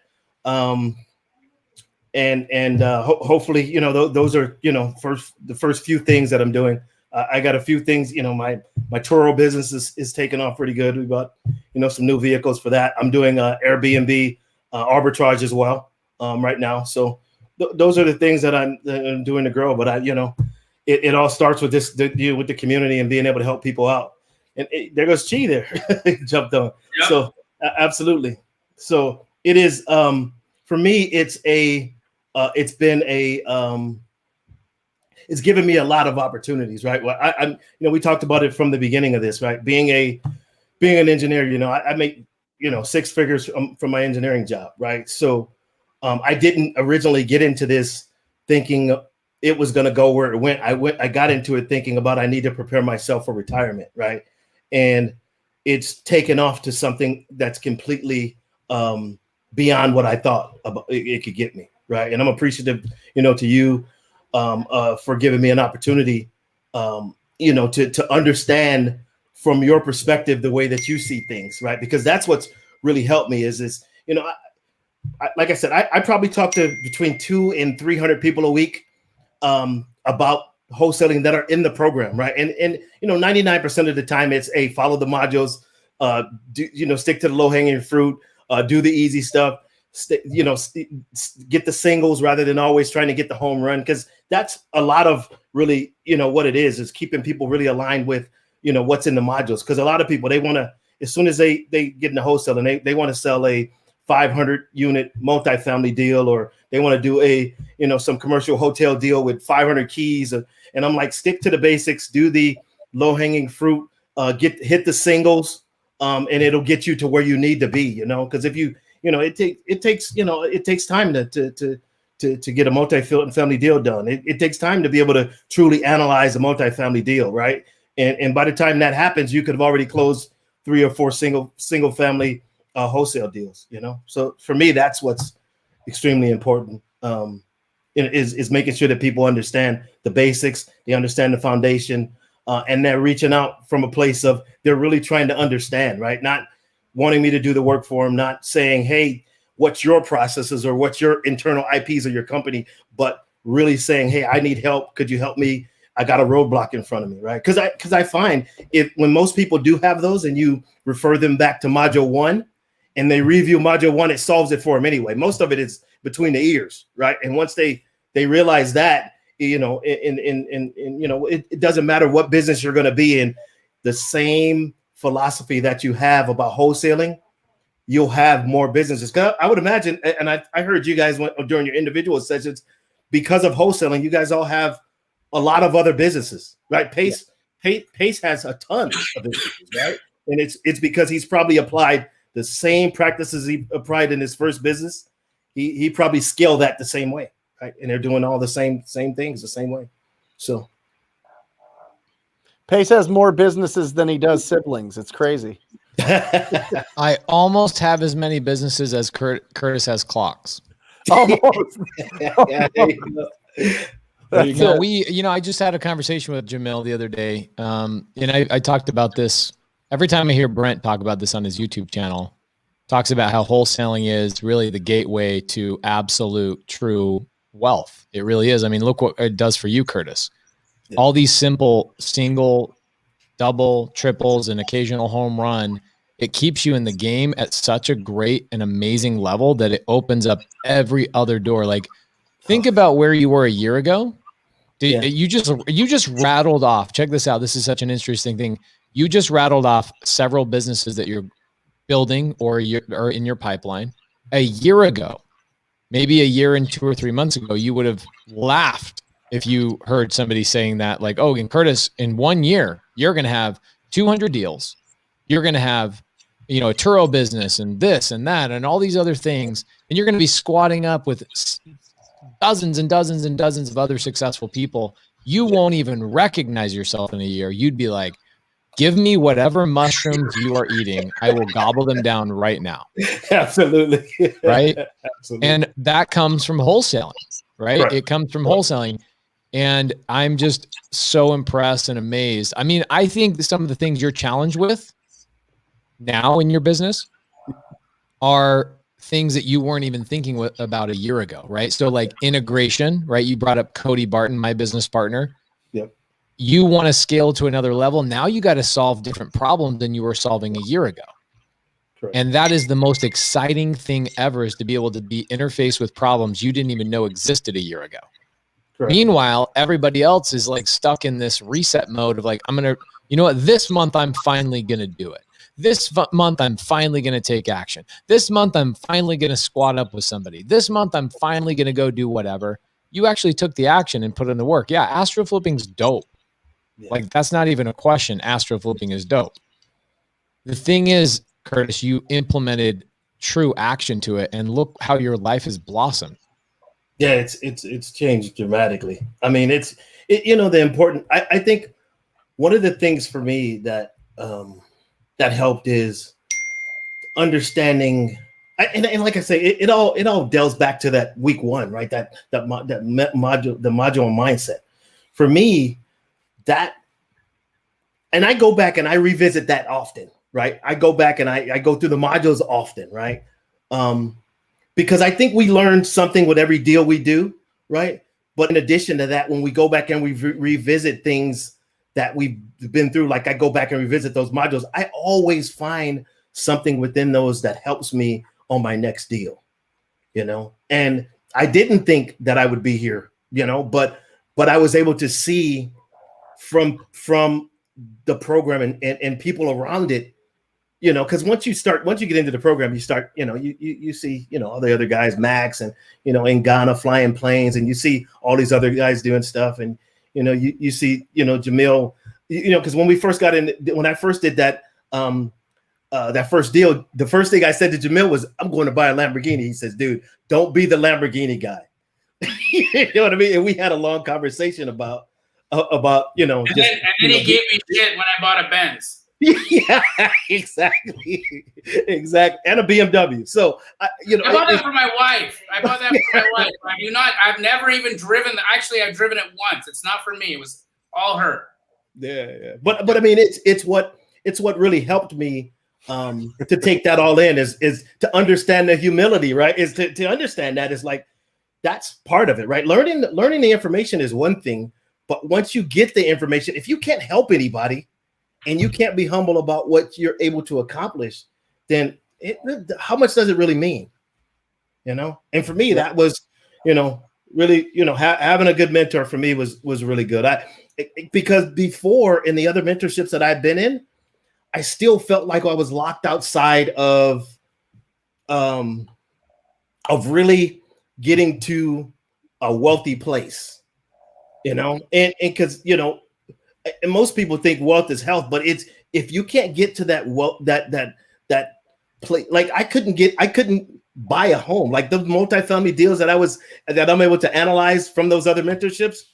I mean, who's going to give me money to buy one, you know? But I can, now that I'm starting to figure out other paths, and I'm looking at, you know, doing creative stuff. Like every offer that I put in, like that's a direct to seller now, it's a seller finance deal too. So I put in both options. So I'm trying to figure out along the you know, that path as well. Hey, right? Curtis, can I ask you a question? See if you'd be up for a fun challenge. Yeah, challenge. Yeah, absolutely. Okay, you ready for this? Yep. Okay, so a lot of people know right now that we're doing this challenge called the Zero to Hero Challenge. Anybody in the audience that's been watching it, put a comment in the side. Basically, I can imagine Brent, Jamil, the most common question they get in their DMs is, how do I get started in real estate? Right? Would you say that's top 3 questions you guys get? Yep. How do I get started? How do I get started? How do I get started? Right? And what's Pace's phone number? Right. Yeah, right. So it's such a common question that we created a challenge for ourselves. And what we did is we said, we're going to start a brand new real estate business. Why do I say real estate business instead of wholesale? Because I don't think of anything as just wholesale. I think of it as, I just want to be a real estate investor. Yep. Yes, I'm going to wholesale a lot. Yes, I'm going to wholesale. I even wholesale creative finance deals, as you see Noah Hoffman and Richard Knowles and a lot of my students in Cali doing. So we wholesale cash deals, we wholesale creative deals, we hold creative deals, we fix and flip, we build new homes, we do all that kind of stuff. We do it all, okay? So we challenge ourselves to start a brand new business in a random market, and we let my creative finance Facebook group determine that market. So we took a series of polls over the course of 6 weeks, and my Facebook group chose North Carolina. So what we did is we said, okay, everybody that's asking, how do I get started, is probably limited with a 9 to 5 schedule. Would you agree to that? Most people starting out are like limited to a 9 to 5 schedule. So we said, we're going to start a business from scratch in North Carolina and stream it live 3 hours a day, which is what I think somebody starting out can truly commit to their business if they really wanted to, right? About 3 hours a day. Yep. So day one, it's like, I know that websites are not that important, but we wanted to check it off the list. LLC, how do we start that? Bank account, how do we start that? Okay, how do we start getting our first leads? And by day 4, we had a fully automated business with just 12 hours of work. Okay, and what do I mean by that? Leads are pumping in without us doing anything. And we get our first contract on day 8 in North Carolina. Today is day 11. Okay. So everybody's like, why are you continually going till day 15, which is 3 weeks of the challenge? I go, because we still have 4 more days to go. We're going to lock up 2 or 3 more contracts. Let's go, baby. Yeah. So through this, we just had so much fun that we decided we're going to do a season 1 is right now in North Carolina. We're going to do season 2 is going to be a completely different premise. Season 2 is going to be building a business from scratch, not direct to seller, but building it based on a referral-based business only. Okay. So you're not limited to anywhere in the country. What we're going to do is in October, we're going to bring in a couple of sub-2 students in Arizona. If you're down, I would love to have you be I'd love to have you participate in this. Yeah, absolutely. And we are going to start a business from scratch and show people on 3 to 5 different people are all going to go kind of head to head to see who can start a business based on nothing but referrals, which is the Astroflipping method, right? Yep. Jamil, is that what you would base Astroflipping on, is building a real estate business based on a referral-based business? Yes. I mean, there's definitely greater concepts and more in-depth concepts than that in it. But if you want to distill it down, yes, the referral-based business is the foundation of how we do lead generation.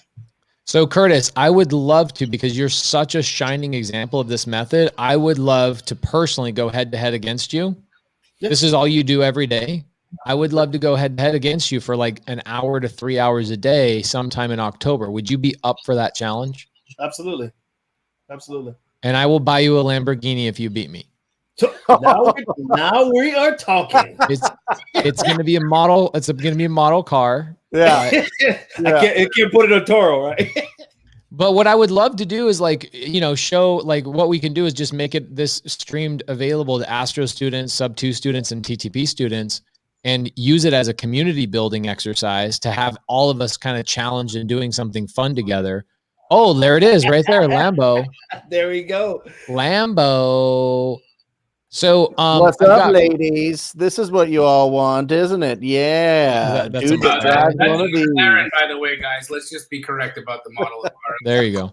So Rhonda Thomas is asking, what is it called? What is that called? And where can we find both of these? So the Zero to Hero Challenge is no longer available to anybody watching it live. We have 1,000 people we let watch it live, and those seats are already booked up.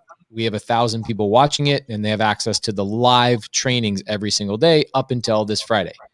Once those trainings are done, we will release the recordings to anybody on a waiting list, and that waiting list is zerotoherorei.com. So if you guys want access to the recordings, go to zerotoherorei.com.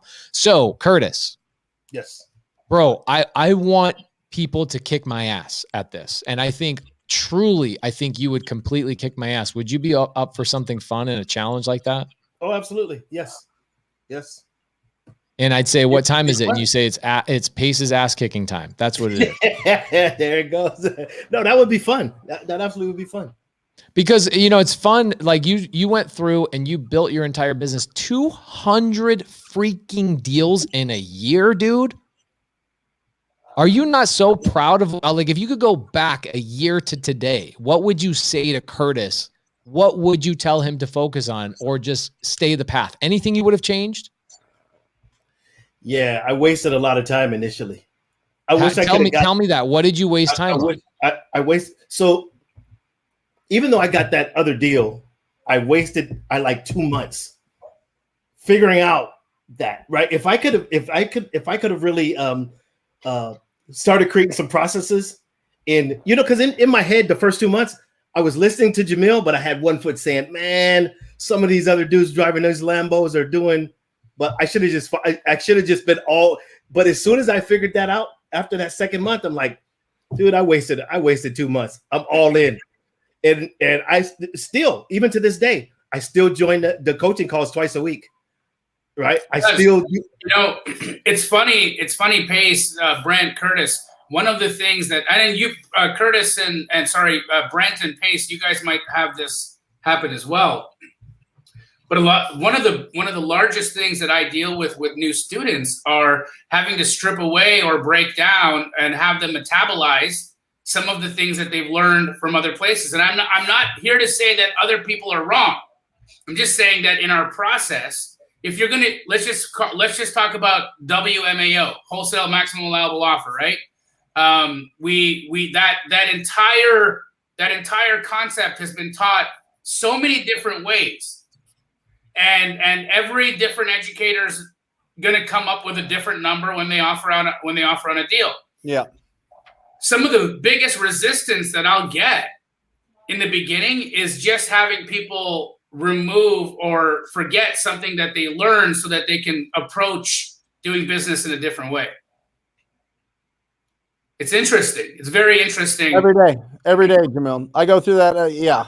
I mean, it's every day. And, it's really interesting because in all of our programs, we go through these things.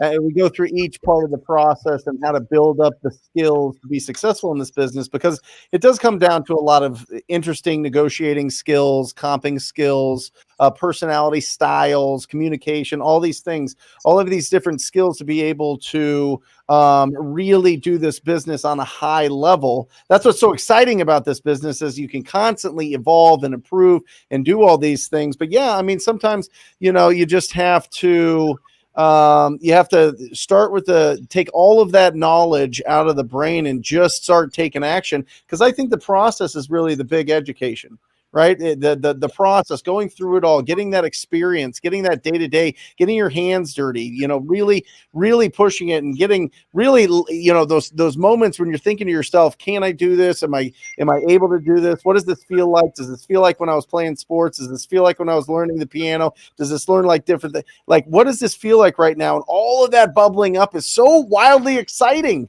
Because once you get this down and you do 200 deals in 18 months, your life has changed forever. Your life has changed forever. And you get a free Lambo from Pace when it comes out. I mean, something that just came when listening to you say that. One of the things that's interesting to me is that in talking to all those people, one of the things that I realized is that 99% of the people who get into wholesaling, it doesn't even make sense to them until they get that ROI. Once they get that first deal done, it's life-changing. Life-changing. That's when they say, okay, so I paid, not only did I make an assignment fee, but I paid for my education, right? And now I've learned enough information to go and repeat that, right? And I think that's the point at which most people, once they get that and they get the adrenaline rush from that, I think that's what helps people. Until they get the first deal done, it's a lot of optimism and it's a lot of, am I 1 foot in, or do I trust the process? And that's why, for me, that's why Module 1 in Jamil's program is so great, because it's the one thing that you can always go back to when you have that problem. And I refer people back to it all the time. Hey, this is where you're at. You need to go back and review that module, because once they get that first deal done, it's life-changing. I've had this week, a couple of guys got their first deals, and I was the first phone call they made. Hey, I finally got that assignment fee. Yep, that's good. I think it's really important. There is a distinction between mentorship and coaching. All right, mentorship is like, I want to be like that person. Coaching is, coaches get more out of you. Coaches develop your skills. So you have to decide what you want. You want that have that example of a mentor that's there and kind of gives you the information and gives you, not necessarily the exact steps to do it, but shows you that it can be done and shows you some of the parts of the process. I mean, we get this from books, we get it from podcasts, we get it from YouTube, but or do you want coaching? Do you want somebody there that's going to hold you accountable? Somebody there that's going to help you determine the schedule? Somebody there that's going to show you the steps and show you how to do these things? That's really an important distinction, because I think a lot of people go into mentorships thinking it's coaching, and it's not. And that's where people get disappointed. And when they get disappointed, they stop taking action. And when they stop taking action, all of a sudden they're doing crypto.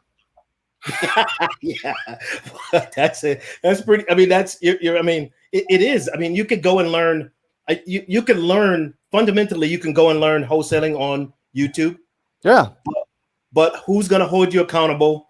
Who's going to help you when you, like, for instance? I mean, I've multiple deals. I mean, 20 grand just into one conversation that Jamil had for 30 minutes on memorandum of contract. Right, I made 20 grand off of that. Right, so. Those things that happen on a weekly basis when you're on the call, yeah, there's tons of people that ask repetitive conversations, but there's always, and that's why I continue to still join the calls, is because there's always that one time when someone will jump on the call and say, hey, Jamil, I ran into this scenario, and I may not have ran into it yet, but after he explains it and I see it, it's easy for me to understand when I see that scenario. I'm like, oh, okay, I know what the solution for that is, and that's one of the reasons why. And not only that, and I also continue to follow a lot of the guys that I talk to on a regular basis to watch them close deals. Love it. Do you the guys other mind thing is, I don't think YouTube is ever going to have a community that you'll ever be able to do deals with. Yeah. Right. I mean, you get to know, like, I know my students, you get hundreds of people on my Zooms. They all know each other's first names. They get to know each other's spouses' names. They get together. This is a crazy thing. Inside of Sub 2, we have about 30 Zooms a week. I'm only on about 6 of them. Wow. The other 24, 25 are ran by my students that are like, hey guys, I'm doing a whole 2 hours right now on just how to underwrite a deal. Let's go through it, do it together. Then they do role playing twice a morning. It's crazy what happens, right? So can you build a community? And can you be part of a community? And Curtis, could you be doing as many deals right now if you didn't have access to students who were also doing deals? Absolutely not.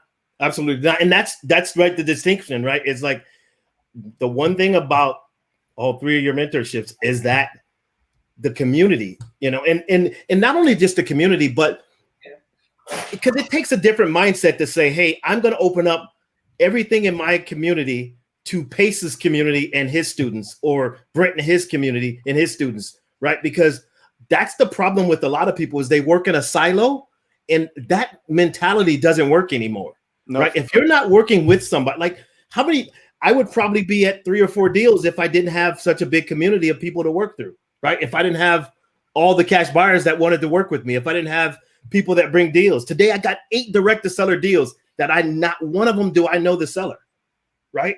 So if I don't have that, then where I'm at, right? And I think the community is the answer in regards to look at this comment, Curtis. Check this out. So Leroy says, after a year of trying to do wholesale, I just got my first deal with a Pace student, a Keegley franchise in Salt Lake, using TTP and Jerry Norton scripts. I mean, there it is. Just smush us all together into like one giant robot, I mean, that's the best thing. I think that's the best thing I've read so far all year. I'm gonna take a screenshot and send this to Jerry Norton. Please do. Yeah. Hey, Jamil, will you entertain this for a second? I don't know any other way, and maybe you do, to find a deal. Okay, let me just straight to the owner, right? Okay. Number 2, go to somebody that already has the deal and wants to assign it. Okay. Right. Microflip. Number 3, represents the owner. Okay. Agent, attorney, whatever. An aunt, somebody coming to you, whatever. Number 4, pre-foreclosure sale. Number 5, tax lien sale. Is there any other ways? I mean, there's a host of little niches, in some form of distress, whether it be code violation or some other type of lead gen. But I think you pretty much handled it. Your deals are either going to come from you marketing to specific situations or you marketing to specific individuals. That's it. I think that is the perfect way to define it. Do you want to go direct to the owner, or do you want to go to the people that already have that relationship with the owner? Correct. And you say, I think they're both good. Right. I think that look, Brent, there are some amazing people cold calling, making $100,000 a month, living fantastic, free, abundant lives. And that's amazing. And those same people are working with Astroflipping students to help sell their deals. And the Astroflipping students are making, $30,000, $40,000, $50,000 a month in revenue from the relationships. Yep. So the way I see it is that there is no such thing as bad action. Yeah. Listen, just in business, the idea is build up your database of people to bring you referrals. That's like the greatest business ever, right? I mean, if you didn't have to do marketing, if you didn't have to do prospecting, but your business kept growing by 10, 20, 50, 100% every year, just by the people that you know, like, and trust you, you keep more money. That's just a fact. If you don't have to spend as much, you keep more. And here's the thing, right? And I get it. I've done so many ads where I knock stuff. And guys, understand that a lot of the things I do just creatively because I love to joke.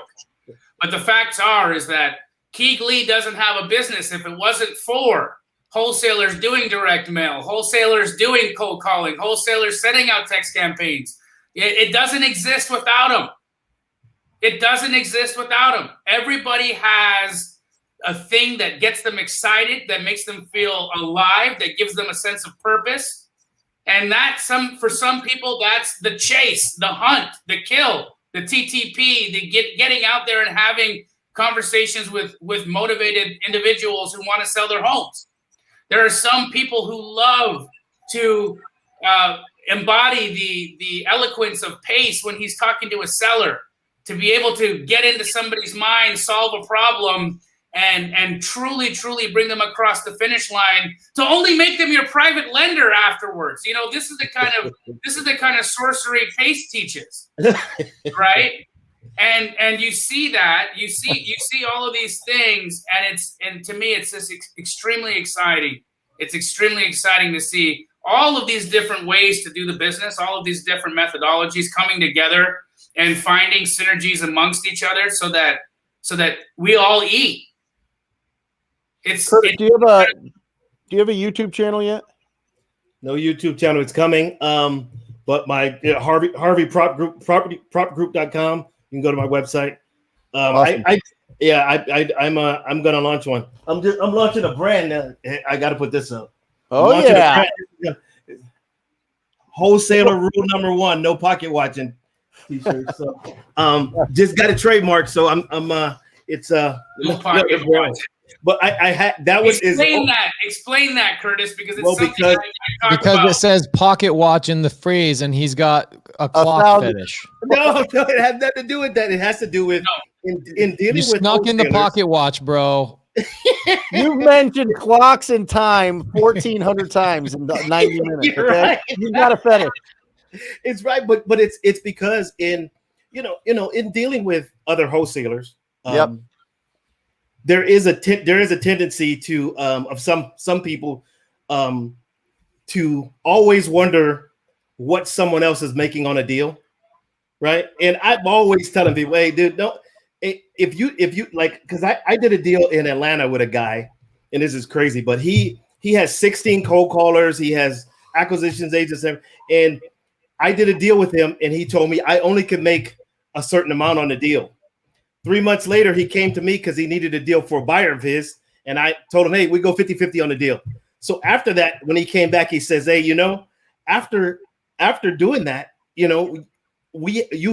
I realize how to be able to do these kind of deals and how to do more deals with people, and why people were feeling a specific way about me. And I told him, you can't be pocket watching other people. You can't worry about what someone else is going to make on the deal, right? Because we see that quite often in our transactions. You do a deal and then the buyer said, because he gets the HUD and he gives you a call and say, hey, on the next deal, I don't want you to make X amount of dollars. And you're like, dude, why are you pocket watching what I make? I don't care how much you're making on a deal. So I decided the first rule of wholesaling needed to be a T-shirt that said no pocket watching. So merch is going to start calling you Father Time. Yeah. There you go. There you go. Welcome to the No Pocket Watching podcast with Father Time. There you go. There you go. So if a wholesaler asks you or somebody asks you the question, this is what I usually say. I'd be curious what you have to say, Curtis. Somebody says, how much are you making? My line, I'm trying to bring in a little bit of Jamil, a little bit of comedy. My line to a wholesaler, if they ask how much we're making, I say, well, I hope we're making at least $1 million. We might make a little bit more. Are you okay with that? Yeah, I say what? I say, wait, what?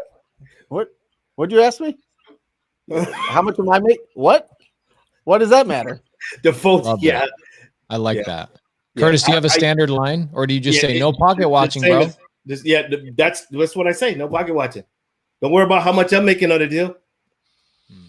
It should matter. It should matter. You know what's interesting is that most of the deals that I do that are the micro flips anyway, most of the people in the markets that I know have seen the HUD, so they know kind of my standard average assignment fee on deals. So the guys that I do business with all the time, they'll see a deal and they say, hey, yeah, I know how much he's going to mark it up. Sometimes they market it at my price before it even goes out because they know, in certain markets, it's $5,000. If I'm in, LA or it's a little bit more, Northern California, it's a little bit more.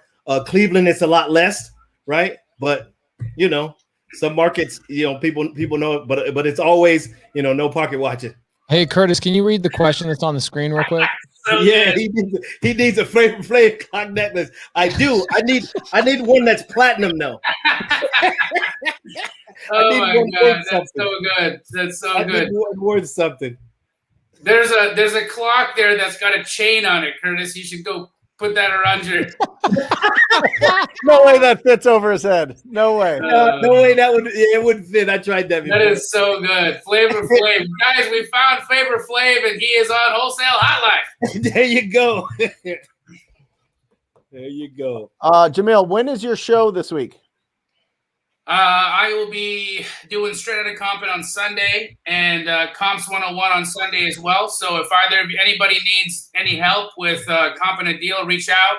I'm also going to be doing the warm-up pre-show next week for Wholesale Hotline. It'll just be comping. So if you guys want to, get some more reps in, it's all about getting in the reps, guys. Comping isn't fun. Neither is running marathons. Neither is anything that allows for growth. But guess what? You can make it fun. You can, for me, I look at it like it's a puzzle, like it's a game. And I get a satisfaction, probably get a little dopamine hit every time I decide what value a property has. Yep. I nerd out on it. I think it's something that if you want to do this business at a high level, you should make it one of your nerd outs as well. It's funny. I was just talking to someone about that the other day. They reached out to me because they're like, okay, to get to this amount of deals a month, how many deals are you actually comping? Yeah, good question. Well, I probably look at about 4,400 deals a month. Yep. Right. To get to where I'm at. Makes sense. Yep. So that completely makes sense. Correct. Because some people, when you ask the question, hey, they're like, well, I'm not getting where I need to be at. And you're like, well, how many deals are you comping? They're like, oh, I comp 3 deals a day. You're like, well, you need to increase that because you need to build that funnel, right? And you need to be comping, a lot of deals. That's like Brent Daniels expecting big old arms like that by doing 3 push-ups. You know what I'm saying? It doesn't happen. That ain't happening. Minimum. Yeah, each week. Guys, before you wrap us up, Brent, can I reference this question on the screen? Yep. So Chris Voss episode, Samuel Aronov. Great question. I referenced this one time and you've asked about it for the last 2 weeks. I just want to make sure I address it. So inside of my mentorship sub 2, my students, like I mentioned earlier, are absolutely the most active people I've ever met. And I have a student named Daniel Quijano. He runs something called the role-playing competition. And every quarter, what we do is we do a bracket where it's like accountability group against accountability group. Yes, we have accountability groups inside of Sub 2. And it all comes down to the finals once a quarter. And we've had Brent, we've had Jamil, and Steve Trang on there as final judges, where we have people going head to head, one pretending to be the seller, one pretending to be the buyer, and we do a role-playing competition. And it is a tremendous amount of fun. Going back to what Curtis referenced a little bit earlier, community. So we invite the TTP students, we invite the Astro students, and we just build the community. This has gotten enough attention that Chris Voss, the gentleman who wrote Never Split the Difference, has agreed to come into the finals of that role-playing competition at the end of the year. So he's going to do 2021's finals. So that's probably not for another 4, maybe upwards of 5 months. So Samuel, I hope that answers your question. It is not available to anybody unless you are an Astro student, a TTP student, or a Sub 2 student. We do it to build community between our mentorships and have our students doing deals with each other by creating a catalyst of fun and something that helps each other out. So hopefully that answers your question. We will let you know about it as it comes to fruition. Awesome. Guys, if for any reason we didn't get to your questions, I'd like to invite you to the live show that I put on. Usually it's on Wednesdays, but this week it's going to be actually on Thursday on my YouTube channel, Brent Daniels' YouTube channel, at 10 a.m. Pacific Standard Time. The reason it is on Thursday is because tomorrow night I'm going to the first finals game, Suns versus Bucks. And I'm bringing the family, and it's going to be a great time. So I'm not going to be up early doing the show, but I would love for you to join me on Thursday at 10 o'clock a.m. Pacific Standard Time, and we'll see you there, guys. Great show, Curtis. Unbelievable. I mean, if you don't have 150 to 200 new numbers, how many do you have? What's the total? 119. Hey. How many people are on still, Pace? 333 people. Can you put Curtis's phone number back up there and all you 200 Curtis, folks? give us that phone number one more time, bro. 949-302-1231. Guys, give this guy some ding dings. We're either gonna call him Father Clock or Ding Ding. Curtis works in how many markets? 13. So 13 markets. So and text him to ask what 13, and he'll respond with a list of the. Curtis, I want you to respond to everybody who texts you with the 13 markets that you have disposition services available in, so that they know when they have an opportunity who to call. Absolutely. So guys, there should be another 200 ding dongs. Yeah, well, they're coming in now. People are thinking there's more dings. No, there was a lot. That was good. But get them more. Pump up those numbers. All right. Anything else? Jamil, you want to take us out? I love you guys. Jamil, you want to close it out? You're the king, Brent. You're the king. I saw that our pre-foreclosure mastery YouTube hit like 55,000 views, bro. That thing is crushing still a year later. As soon as you're done, whatever, having 15 cameras around you at all times, filming the greatest real estate investing show of all time. It'll be the funniest one. Down in the history books. It'll be the funniest one. Jamil is the star of the show. Here's the thing, Brent. I can't wait to be done with the filming of that show because I want to be a guest on your Wednesday live. I'm ready. I am ready. Some of the best content out there. This week is Thursday. This week, guys, is Thursday, 10 o'clock. All right. I just want everybody to know. Sons and Six. Yep. Sons and Six family. Wholesale Hotline viewers, we just want to thank you guys again for always tuning in, supporting, and being a part of this amazing community. Wholesale Hotline is not just about Astroflipping. It's not just about TTP. It's not just about Sub 2. It is about you. It is about what you want to do with your financial futures, how you see real estate being a part of the transformation of your current financial situation. And even if it's not real estate, what we want to impart is understanding that we are all just walking each other home.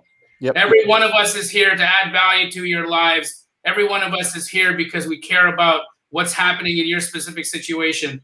If real estate is something that brings you to community, amazing, amazing. If real estate is something that allows you to see inside yourself in a deeper way, amazing. How incredible. But if real estate is also how you feed the family, then do yourself a favor and tune in again next Monday. We will see you. Wholesale Hotline number 72. Thank you, Curtis Harvey. Good night. Yeah. Or just say squat up. So squat up and enjoy the show. Yeah. Yeah. Okay. 1, 2, 3. So squat up and enjoy the show. What are you doing? I didn't say nothing. Why? I don't know. Okay. So squat up and enjoy the show.